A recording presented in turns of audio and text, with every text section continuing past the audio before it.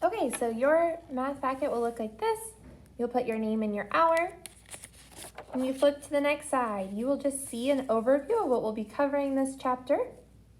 You do not need to fill anything out there yet. And then we're going to go ahead and we're going to start notes for the day. So what we are doing today is we are going over the 1.1 integer vocabulary.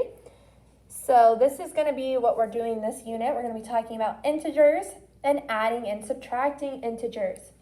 So today it's just an overview of the vocab of integers, and then we'll do some practice with it. So our I can here is going to be define vocabulary for adding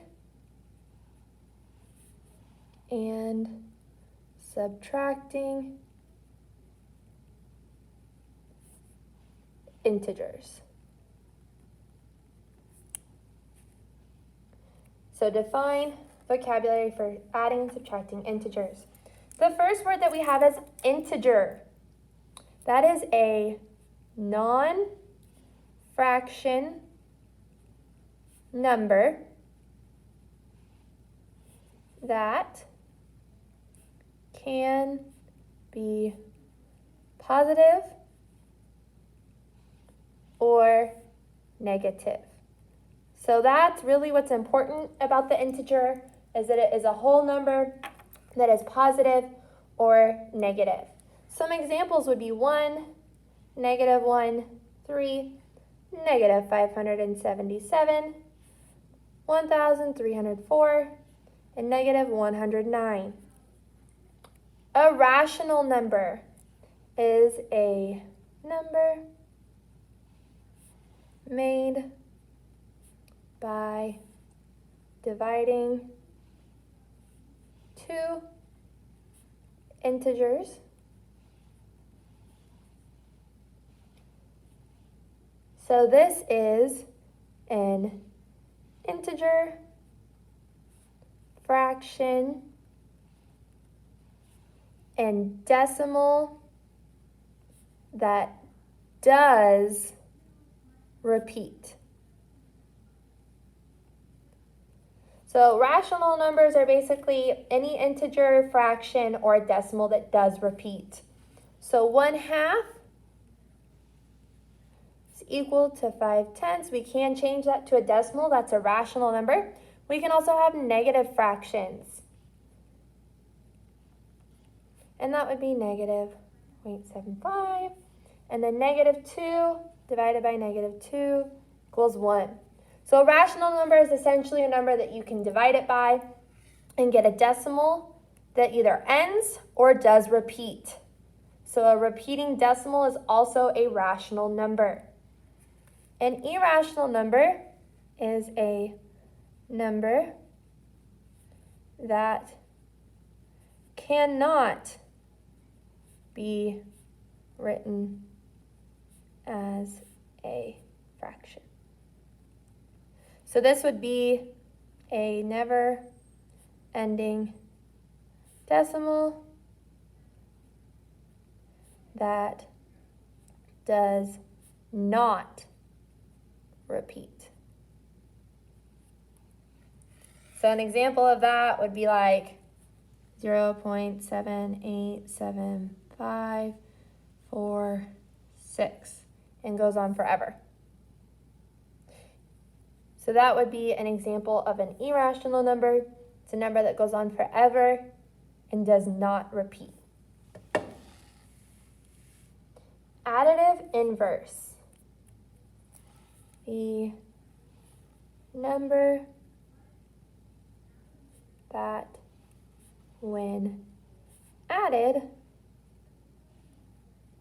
makes the sum 0. So sum is just the answer of when you add things together. So it would be like the additive inverse would cancel out. So if I have 1 to cancel out that, I would add -1, it would become 0. If I have -1/2 plus 1/2 would make it 0. And then if I have 0.75, the additive inverse to that would be 0.75 equals 0. So you're just looking at what would make it 0. Zero pair is a pair of numbers whose sum is 0. So this would be 7 and negative 7, 5 over 20, and negative 5 over 20, negative 1.235, and 1.235.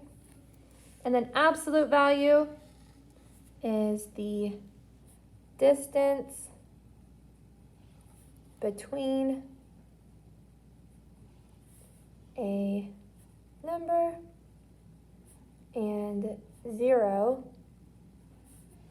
on the number line. So the absolute value of 3 is 3 because it's 3 away from 0. The absolute value of negative 1/2 is 1/2. And then the absolute value of 0, 2, 2, 1 would be 0, 2, 2, 1. And then there's that whole page in case you need that in the I can statement.